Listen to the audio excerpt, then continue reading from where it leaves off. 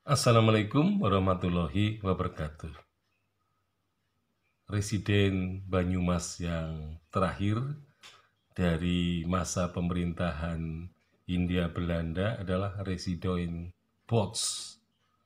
Jadi Residen Bots ini adalah residen yang ke-37. Jadi dia mulai memerintah pada tanggal 17 Februari 1941 sampai tanggal 8 Maret 1942. Jadi Residen Bots ini adalah residen terakhir dari birokrasi pemerintahan Hindia Belanda di Banyumas gitu ya. Nah, sebelumnya kita lihat bahwa J.C. de Klerk itu merupakan pejabat residen yang ke-36, yaitu sejak tanggal 28 September 1940 sampai 17 Februari 1941. Nah, de Klerk ini merupakan pejabat yang menggantikan residen Banyumas yang ke-35, yaitu Ruiz, yang menjabat sejak tanggal 4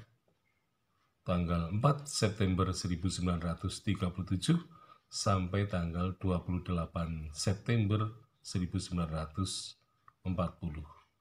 Jadi Ruiz, residen yang pernah menjabat di Banyumas, pindah ke Purwokerto, kemudian de Klerk dan Bots, maka gedung Karsidenan Banyumas yang baru di kota Purwokerto itu hanya dihuni oleh 3 orang pejabat residen Banyumas. Nah, sedangkan residen yang terakhir, Bots, itu justru ketika menjelang datangnya tentara Jepang ke Indonesia, justru Bots ini takut untuk tinggal di gedung Karsidenan. Jadi karena ketakutan itulah maka Bots itu kemudian bersembunyi gitu ya di di balik palang merah ya. Jadi di balik palang merah, dan dia tinggal di rumah sakit Purwokerto ya, yang sekarang menjadi gedung rumah sakit geriatri ya. Jadi ia bersembunyi karena temannya itu menjadi dokter di rumah sakit itu. Nah, jadi rupa-rupanya Bots ini adalah seorang residen Banyumas yang paling pengecut ya, karena tidak berani menghadapi kenyataan, terutama datangnya pemerintah pendudukan Jepang. Nah, inilah yang saya katakan bahwa sejak dahulu rencana untuk memindahkan ibu kota Karesidenan dari Banyumas ke Purwokerto ternyata memang tidak menguntungkan. Jadi kalau dihitung sebenarnya dari tahun 1939, maka kita menjadi terkejut sekali bahwa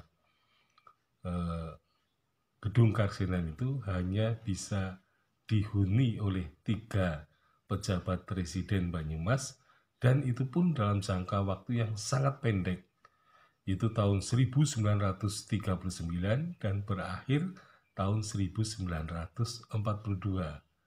Jadi Belanda membangun gedung Karsidenan Banyumas di Sitapen ya, dengan biaya yang tentu saja sangat mahal, kemudian selesai dan kemudian dihuni ternyata hanya 3 tahun saja.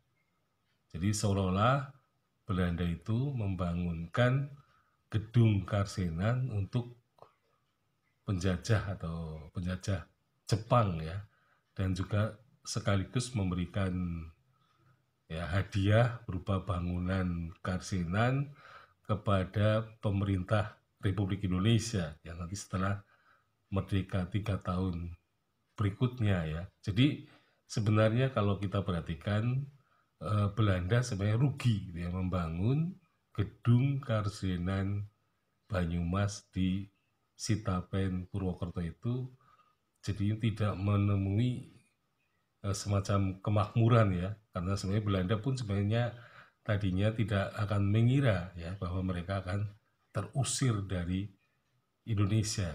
Jadi mereka masih yakin bahwa ya, salah seorang gubernur jenderal mengatakan bahwa kita sudah menjajah Indonesia 300 tahun yang lalu dan kita akan menjajah lagi 300 tahun yang akan datang.